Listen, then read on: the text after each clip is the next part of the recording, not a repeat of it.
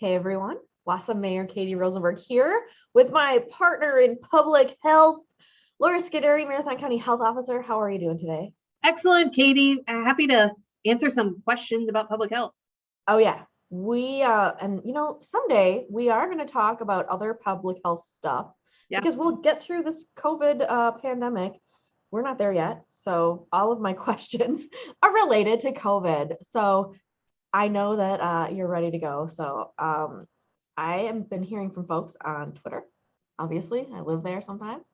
And the question started off with, Marathon County's death numbers are a lot higher. And he asked, are people just coming here to, for the great medical systems and then not surviving? Okay. Yes.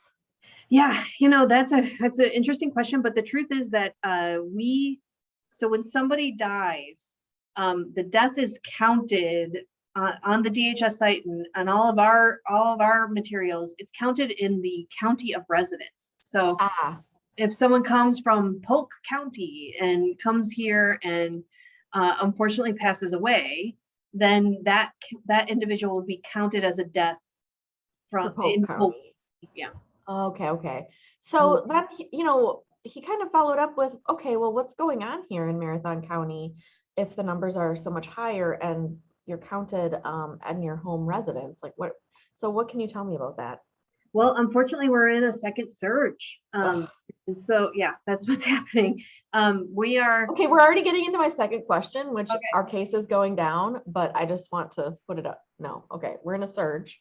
Spoiler alert. Nope, we are not. When we're in a surge, our cases are not going down.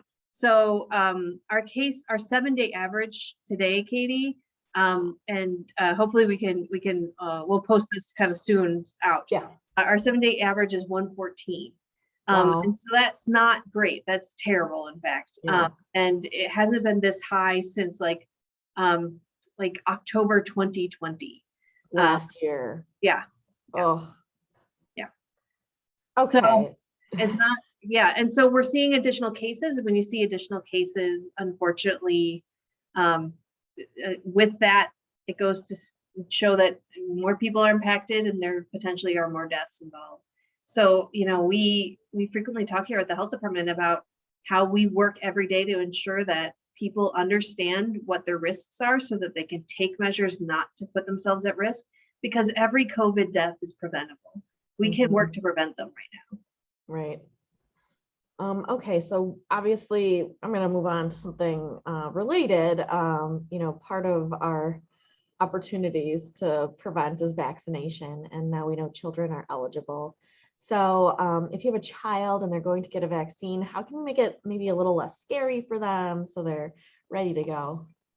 Yeah, because kids age 5 to 11 and then, from 12 and up can now get all vaccines. So either you're a 35-year-old kid, or you're a 5-year-old kid, you can get your vaccine right now. And so some of the things that might help for the younger people or the people who are scared of needles, one thing to do is if you're waiting in line or you're waiting for your vaccine, it's good to distract them, have them, read a book, play a game, I Spy, whatever makes sense.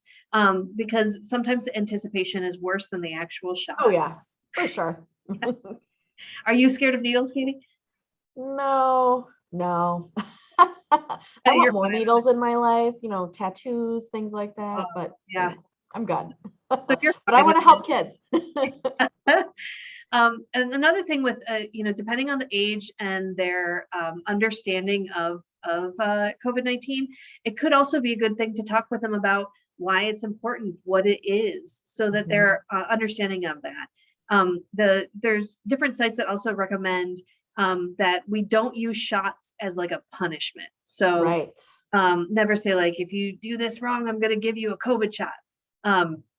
Instead, a COVID shot should be,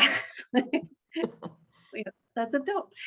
A do would be just make sure that they understand what it is and that it is essentially helping people that can't get the shot, so that we are able to protect them.